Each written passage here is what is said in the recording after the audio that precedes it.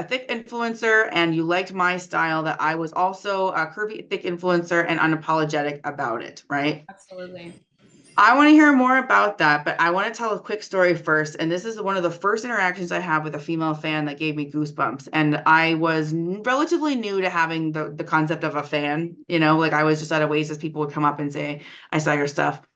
But there was a girl there and she was in this black lingerie thing. And I think it was a piece I owned and had on my Amazon storefront because I have a category called As Seen on Toronto Unicorn, because if people want to know even what size I'm wearing, I'll list it on my website, like 2X, whatever, so that people know what it was that looked good on my body.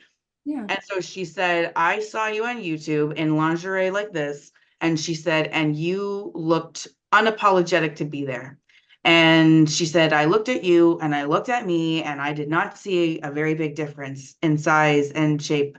And she said, and if you could do it, why can't I?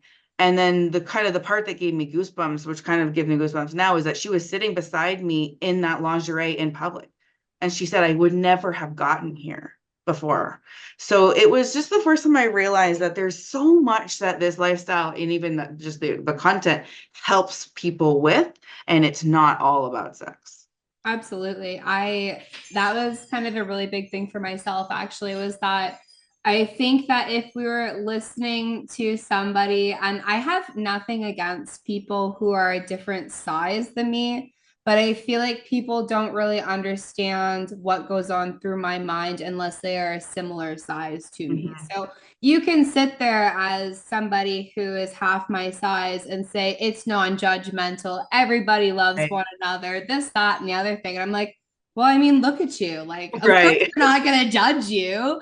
Um, and Right. it's funny because I'm not really into people that are that, like, I'm more into a curvy person myself. So it's kind of funny that I have that mindset because I look in the mirror and I'm like, well, we're not gonna get laid. We're not gonna find anybody here. Nobody's gonna want to have any fun with us. I mean, like, look at me. Like, it's just, Right. but I do really think that seeing other people who are very confident in their body Mm. is very helpful. Like this other girl said, like Mhm. I would not have done anything without seeing that other career girls were in this community doing the same Yeah. type of thing. Just think it was really influential for me seeing another person in that space doing that thing and loving it. Like, and Yeah. there is this one, I really don't remember which video it was, but you had like talked about like just like talking with other people, like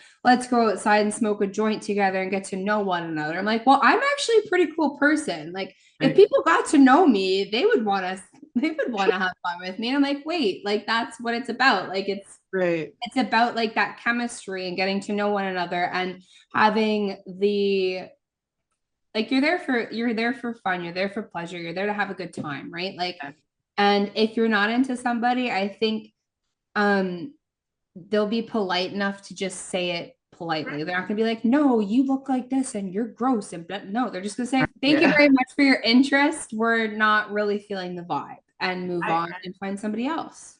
right. And that's respected in a lifestyle. And I think when I realized on my own journey that there was a space, and not only a space for curvy girls, but a desired one, was when M4 was advertising at the time a BBW theme night, Yeah. Big Beautiful Woman. And it was the concept alone that there was a theme night for bigger girls. And I was sitting there in my brain being like, what? People want this? This is something people want?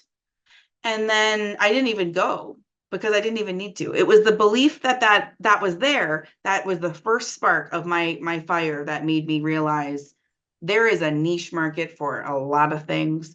And especially as somebody who has an OnlyFans page, we'll get to a bit later, is you just want people want authenticity, and that's the rest will come. But just bring your authentic game and you will find people who vibe with you. And if you find people that don't, then it's okay. Like, I have OnlyFans, of course. I have a free page and a paid page. I provide solo content as well as boy girl content. this has only been a teaser. If you want to get the full 57-minute interview with Laura Leslie, you can get it on my Sex and Swinging with Toronto Unicorn podcast, available free everywhere you get your podcasts.